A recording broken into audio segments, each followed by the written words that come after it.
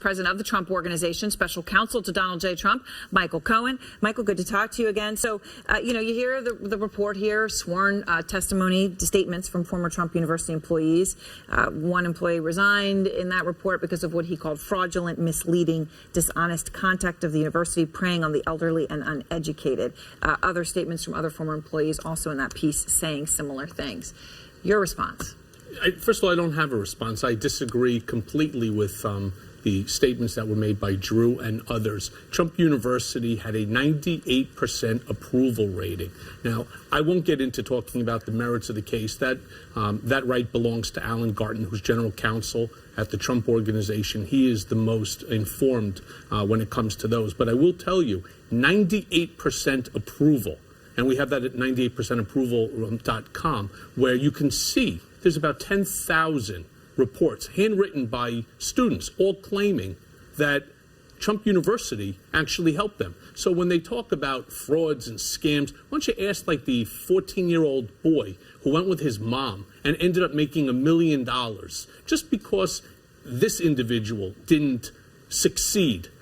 That's life. Not everyone that goes to Harvard actually becomes a millionaire. Not everybody that goes to school for journalism becomes a broadcaster. Okay, this is a fair point, but the 98%, just to understand where that comes from, those are self-selected, right? Those are people who chose to say what they wanted to say. Well, that's correct, but it is the vast majority of students. Yes, there are probably a handful that elected not to do it. Maybe they needed to run to go deal with family, but most of the students, the vast majority, actually filled out these forms. So where are they all then? I mean, according to Red State. Okay, according to Red State, though, there was a video today that the Trump campaign put out with some people who they said were very satisfied with what they got. Exactly what you're saying. Red State looked at those people in the video. One of them, professional testimonial giver for seminars. Another giving those kinds of seminars for himself. One of them with an ongoing business relationship with the Trump family, sells his protein water on their properties.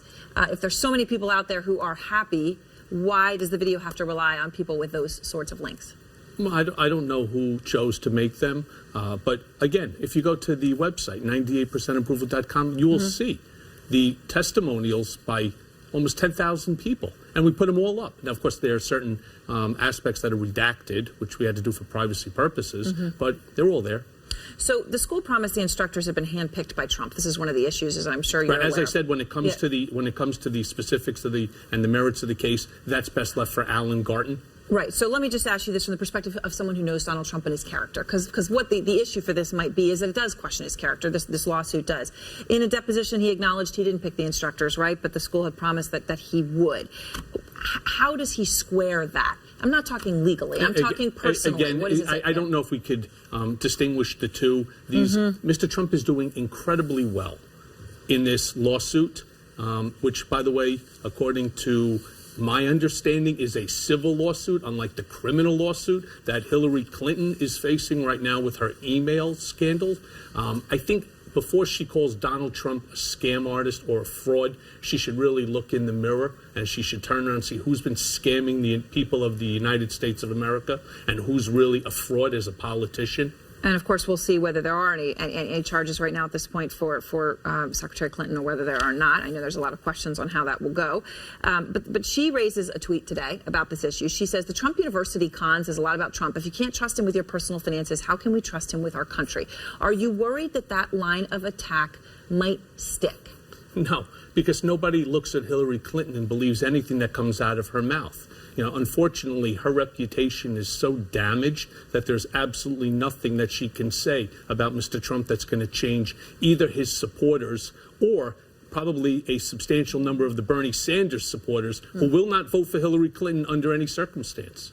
So I want to ask you one final thing here about the veterans donations. The other issue, of course, that Mr. Trump is dealing with. Shame on Tom Lamas from ABC. I mean, anybody who can say the things that he said when he's invited as a guest to a press conference that benefits veterans and veteran organizations, when Mr. Trump went out and raised, whether it was $5 million, 5.6 or $6 million. The way that he said it was so disgraceful. It's my opinion, ABC owes Mr. Trump an apology. I think Tom should be removed from the campaign trail because he's clearly not a journalist. Now, they have said, ABC, very clearly that they stand behind him and behind what he said. If it was up to me, he wouldn't be sitting front and center next time for any of these press releases. He'd be sitting in the 8th row where he belongs, because the first rows are for people like yourself, real journalists, not tabloid people looking to make the news, not to report the news. So let me ask you, though, because the point here is a bigger one.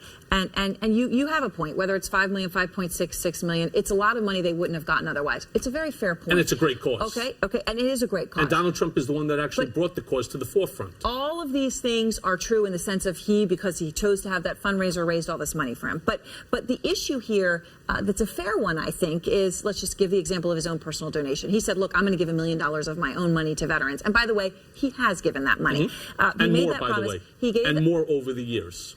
True. But I want to just to understand the issue here, ask about this one specific case. So he made the promise at the fundraiser in January. His campaign manager, Corey Lewandowski, said he gave the money away a month ago. But he actually wrote the check to a group that he knows very well just last week, the day after the Washington Post raised questions about where was the money. This is purely a perception question to you. Does this give the impression that he only did it because he was under pressure to do it? No way. Donald Trump's been giving money to veterans groups for many, many years, and he will continue to give money. He is the one who's brought to the forefront the issues and the disgraceful treatment of our veterans. Anybody that puts on the uniform, whether it's police officers, firemen, Army, Navy, Air Force, Marines, whoever it may be, reserves, these are people who put their lives on the line for us every single day, and Mr. Trump has nothing but the utmost of respect for them. So the issue of timing, you think, is not a serious one? Not serious at all. He stated that he was going to raise $6 million, and he probably will exceed the $6 million number. So it's just a matter of time before which the people who made the pledges actually send them in, which is, in all fairness, very different than Hillary Clinton, that took in hundreds of millions of dollars for a hospital in Haiti that went to the Clinton Foundation that was never built. And that's years ago. Where is that money? How come nobody's asking those questions? Because the liberal media is dishonest, and it's disgusting, very much like Tom. But I think it is fair to ask where the money was. I think you have to admit that's a fair question, right? Of course it's a fair question. The checks were all written after these questions were raised, so it is a fair Erin, question. it is a fair question. However, the way that he asked the question by calling out Mr. Trump and saying you exaggerate in your, this is not the way that we would expect you to be president. It's so disgraceful that he really should not be invited back to any of these press conferences. All right, Michael Cohen, thank you very much. I appreciate your time.